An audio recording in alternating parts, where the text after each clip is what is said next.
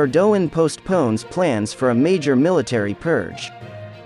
Every year in early August, the Supreme Military Council, (YA), a high-level assembly of politicians and generals, convenes. The meeting's outcome is often debated for days in the media to explore the decision's potential future consequences.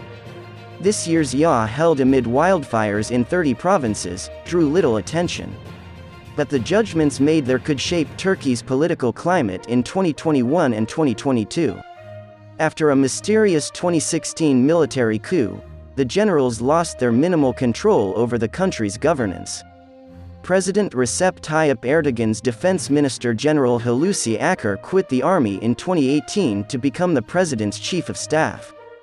Despite his retirement, Akar is still referred to as a commander by the current chief of general staff, General Yaşar Güler, and other officers. Akar has had the last say in YA decisions for 5 years, and each year he changes the high command to work better with him. It is not as simple as subordinating the TİSK to Erdogan.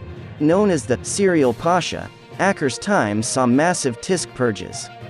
In the last 5 years, 29,444 officers have been demoted for suspected ties to the faith-based Gülen movement, which the Turkish government blames for the 2016 attempted coup.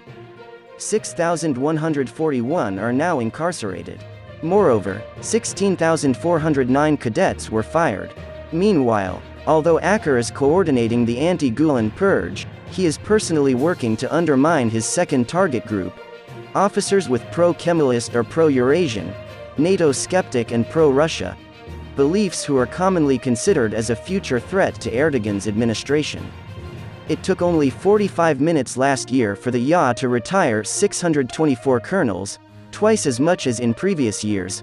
Most of those dismissed were Kemalist officers. Given the meeting's short duration, it's possible Akar prepared the list and presented it to Erdogan for signature. The purge was scheduled for 2021 YA. For months, rumors circulated in Ankara that Akar planned to dismiss substantial elements of the military staff to completely subordinate the TİSK to himself and Erdogan's ruling Justice and Development Party, AKP. But the meeting didn't produce that result.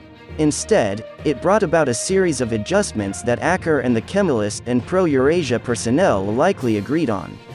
Erdogan, Akar's political power supporter, has lost a lot of authority since last year. In addition to his low poll numbers, the economy is a mess, and the government is continually beset by scandals. Not Ümit Dündar, who replaced Akar as chief of general staff after the 2016 coup attempt, is the most important among those retired. Dündar, a famous Kemalist and nationalist commander, was considered a future general. However, due to age constraints, he could only serve in that role for 1 year. The second notable individual was Admiral Yank Bakolu, a future naval commander. A personal quarrel with Akar forced him into early retirement. Kemalist and pro-Eurasia commanders gained ground in the land forces, the military's nerve core. Levent Erdoğan became a lieutenant general, and Erdoğan Kokolu a brigadier general. Lieutenant General Yavuz Türkhansi, a prominent player in the failed coup, kept his job. Musa Avsever, the new commander of the land troops, has previously worked with Akar but is known for his anti-Erdogan beliefs. Those elevated, such as Hasan Ziyaret, Erdinç Altınol, and Yalçın Payal, are known to be Kemalist or pro-Eurasia. Some of those promoted had previously been charged in the infamous sledgehammer case of creating a junta within the army. The officers on trial claimed they were ensnared over their Kemalist convictions based on false evidence. It was a close partnership between Erdogan and the pro-Eurasia faction that allowed for the sweeping purge of Gülen-affiliated persons from all levels of the civilian and military administration.